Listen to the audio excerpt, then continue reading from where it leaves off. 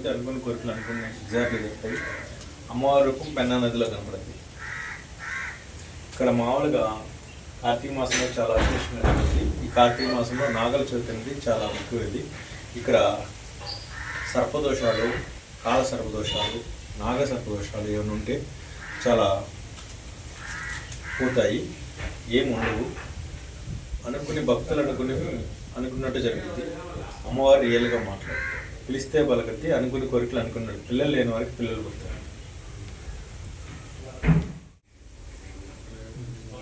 ఏమైనా ఆగారు ఇదిగోండి సార్ శివలింగం.